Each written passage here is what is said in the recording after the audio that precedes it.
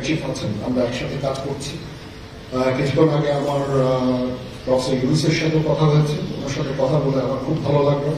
আমার কাছে মনে হয়েছে উনি অত্যন্ত আগ্রহী এই কাজটা করার জন্য, এবং আমি নিশ্চিত যে উনি আমাদেরকে একটা সুন্দর গণতান্ত্রিক প্রক্রিয়ায় আমাদের নিয়ে যেতে সক্ষম হবেন এবং আমরা এর থেকে উপকৃত হব।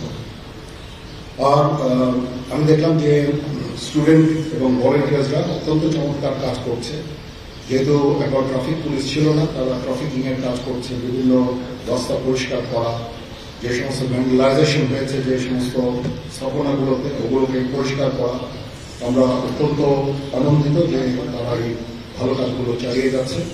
আমি তাদেরকে অনুরোধ করবো যে এই ভালো কাজগুলো যেন তারা চালিয়ে দেয়, এবং বিভিন্ন জায়গায় ঢাকার বাইরে যে সমস্ত লুটতরাজ অপরাধ সংগঠিত হচ্ছে ওগুলো প্রতিহত করার জন্য আমি তাদেরকে অনুরোধ করেছিলাম, এবং তারা সেই কাজও করছে। এবং আমি নিশ্চিত যে আমরা সবাই মিলে একটা সুন্দর আবার স্বাভাবিক পরিস্থিতিতে আমরা ফেরত চলে আসতে পারব। আপনারা জানেন যে আমরা কেয়ারটেকার গভর্নমেন্টের প্রধান ডক্টর ইউনুসকে আমরা নির্বাচন করেছি অনেক আলোচনা করে, আমরা নিজেদের মধ্যে অনেক আলোচনা করেছি, এবং সমস্ত রাজনৈতিক নেতৃবৃন্দের সাথে, স্টুডেন্ট কোঅর্ডিনেটরদের সাথে আলোচনা করেছি। আমার সাথে লেডি চিফ এবং এয়ার চিফ ওনারাও ছিলেন, এবং মহামান্য রাষ্ট্রপতির সাথে আমরা আলোচনা করেছি, এবং আলোচনা করে আমরা সর্বসম্মতভাবে সম্মত হয়েছে এবং ওনার কাছে প্রস্তাব দিয়েছি চিফ অ্যাডভাইজার ডক্টর ইউনুসকে করার জন্য, এবং উনি এখন আমাদের চিফ অ্যাডভাইজার। কালকে আসবেন, কালকে হয়তো দুপুরে উনি এসে পৌঁছাবেন, আমি ওনাকে রিসিভ করতে যাব। আমরা ওনাকে সর্বতভাবে সহায়তা করব। আমি army chief, navy chief, air chief, এবং আমি নিশ্চিত যে উনি সমস্ত রাজনৈতিক দল এবং সবার কাছ থেকে সাহায্য সহযোগিতা পাবেন, স্টুডেন্ট ফোরাম, স্টুডেন্টস, এবং আমরা সবাই মিলে ওনাকে সাহায্য করব, এবং আমি নিশ্চিত যে তাহলে উনি অত্যন্ত সফলভাবে ওনার কাজ সমাধান করতে সক্ষম হবেন। অনেক ধরনের গুজব চলছে, আমি জনগণকে আহ্বান করব এ ধরনের গুজবে যেন কান না দেয়। আমরা একটা চমৎকার পরিবেশে সুন্দরভাবে সবাই মিলে আমরা কাজ করে যাচ্ছি। আমার সেনাবাহিনী নিয়ে বিভিন্ন সেনানিবাসের মধ্যে বিভিন্ন কিছু হচ্ছে ইত্যাদি সমস্ত গুজব রটনা করা হচ্ছে, এগুলোতে আপনারা কান দেবেন না, এবং আপনারা এই ধরনের গুজব ছড়াতেও দয়া করে সাহায্য করবেন না। আমি জানি সবাই এটা ইচ্ছা করে করেন, আউট অফ প্যানিক আপনারা এটা করেন। এই জিনিসটা থেকে নিবৃত থাকলে এটা ভালো হবে, এবং আরেকজনকে কোনো নিশ্চিত না হয়ে কাউকে এই ধরনের কোনো খবর সংবাদ আপনারা দেওয়া থেকে বিরত থাকবেন, তাহলে এটা আমাদেরকে সাহায্য করবে। পুলিশের পুনর্গঠনের কাজ চলছে, এখন পুলিশ প্রধান একজন নিয়োগ দেওয়া হয়েছে। আমি নিশ্চিত যে পুলিশের মনোবল আবার ফেরত আসবে, এবং পুলিশ প্রফেশনাল ফোর্স হিসেবে ভালোভাবে তাদের দায়িত্ব পালন করতে সক্ষম হবে। সর্বশেষে আমি আপনাদের নিশ্চিত করতে চাচ্ছি যে সেনাবাহিনী, নৌবাহিনী, বিমান বাহিনী সর্বদা জনগণের সাথে আছে এবং থাকবে, এবং আমরা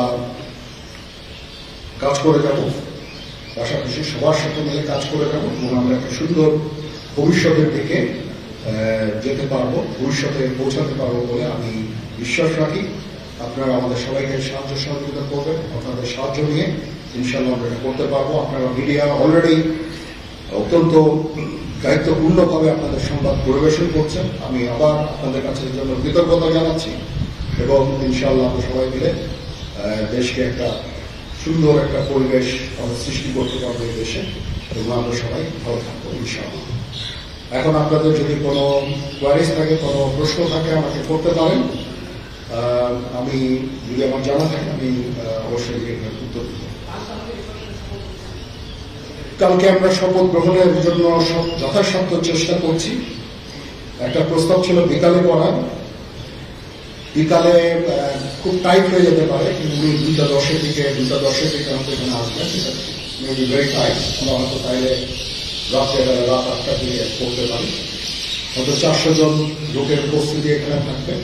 এই পরিসরে আমরা শপথ গ্রহণের অনুষ্ঠান ইনশাআল্লাহ করব। আমরা দেখেছি যে সেনাবাহিনী বাংলাদেশ এবং বাইরে থেকেও কিছু মোকাবেলা করতে সক্ষম। রিসেন্টলি আমরা দেখতে পাচ্ছি যে বাংলাদেশের বিভিন্ন জায়গায় দুর্বৃত্তরা ডাকাতি থেকে শুরু করে লুটতরাজ করছে। গতকাল রাতের বেলা মোহাম্মদপুর, ধানমন্ডি এই এলাকাগুলোতে ঘটনা ঘটেছে, রাজধানী সহ। এই বিষয়ে আসলে সেনাবাহিনী কি পদক্ষেপ নিচ্ছে এবং সাধারণ মানুষ কিন্তু উদ্বেগ উৎপাদন করতে পারছে? হ্যাঁ, প্রথম কথা হচ্ছে যে আমি দায়িত্ব নিয়েছিলাম অবশ্যই, এবং আমি রাজনৈতিক নেতৃবৃন্দর কাছ থেকে কথাও আমি আমাদের কাছ থেকে ওনাদেরকে আমি বলেছিলাম যে আপনারা আমাকে সাহায্য করেন, এই মুহূর্তে এই ট্রানজিশনটা হবে, এ ধরনের সমস্যার সৃষ্টি হতে পারে। ওনারাও আমাকে বলেছিলেন যে ওনাদের যতদূর সম্ভব সাহায্য করবেন। তারপরও কিছু কিছু ঘটনা ঘটেছে। এটা ঘটার পেছনে তো কিছু কারণও আছে, এবং আমরা ইনিশিয়ালি হয়তো কিছু এরকম ঘটনা ঘটেছে, বা তারপর এখন পরিস্থিতি কিন্তু অনেক শান্ত হয়ে আসছে।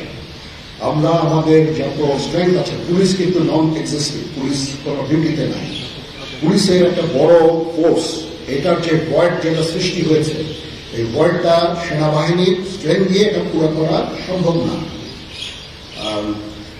আর তারপরে আমরা যথাসাধ্য চেষ্টা করে যাচ্ছি, এবং হাজার হাজার লোককে আমরা কিন্তু এই সমস্ত সমস্যা থেকে আমরা উদ্ধার করেছি।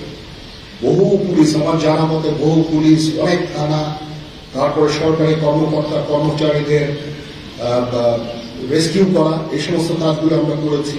আমরা যত ইম্পর্টেন্ট জায়গা যেমন বিমানবন্দর, ডিপ্লোম্যাটিক এরিয়া, সেক্রেটারিয়েট, জাজেসদের অ্যাকোমোডেশন, তারপর সেক্রেটারিদের অ্যাকোমোডেশন, এই সমস্ত গুরুত্বপূর্ণ জায়গাগুলি আমরা প্রোটেক্ট করছি, এবং বিভিন্ন জায়গায় পেট্রোলিং করা হচ্ছে।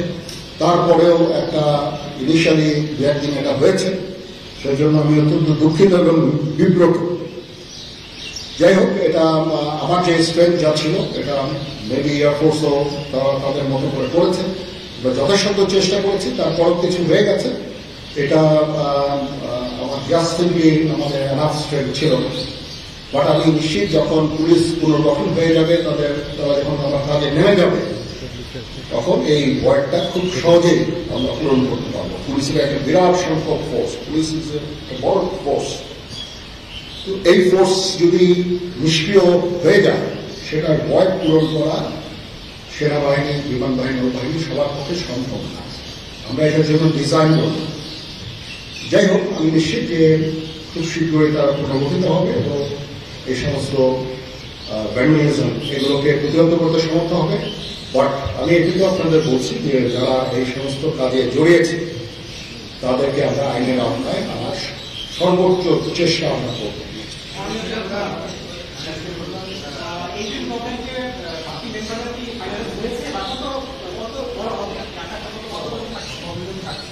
আমার ধারণা আপাতত 15 জন হতে পারে, তারপরও দু একজন এটা করতে পারে, এরকম একটা সংখ্যক, এবং মোটামুটি একটা দাঁড়িয়ে যাচ্ছে। যেহেতু এটা ফর্মালি প্রকাশ করা হয়নি, এটা নিয়ে আমি আপনাদের সাথে কথা বলতে চাচ্ছি। জি,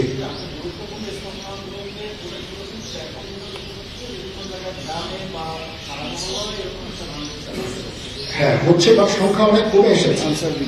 একদিন দুদিন, প্রথম 1-2 দিনে যেটা হয়েছে, সংখ্যা অনেক কমে এসেছে। আমরা আনসার ডিডিকেও কাজে লাগিয়েছি, এবং আমি তো বললাম যে ছাত্ররা আমাদের সাহায্য করছে বিভিন্ন গ্রামে গঞ্জে। তারা এই কাজগুলোর মাধ্যমে, তাদের উপস্থিতির মাধ্যমে আমাদের সাহায্য করছে, এবং বিএনসিসি কেও আমরা এটা বেশ করতে আমরা এমপ্লয় করবো এই কাজে।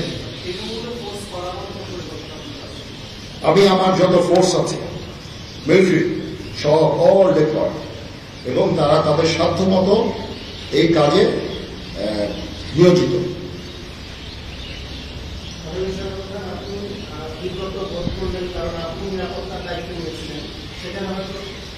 এখন রাজনীতিবিদরা বললেন যে জেনারেল সাহেব আপনি নিরাপত্তার দায়িত্ব নেন, somebody has to take it। তো আমি সব আর তো কেউ নেওয়ার নাই, আমি নিয়েছি, এবং যদি কোনো ব্যর্থতা থাকে সে দায়িত্ব আমার। আমি আমার সাধ্যমতো চেষ্টা করেছি, এবং খুব কম সময়ের মধ্যে একটা স্বাভাবিক পরিস্থিতি ফেরত আসছে। আমাদের আরো অনেক কাজ করতে হবে, ইনশাল্লাহ। আমাকে একটু সময় দেন, আমরা এই নর্মাল স্থিতিতে চলে আসবো। ওকে।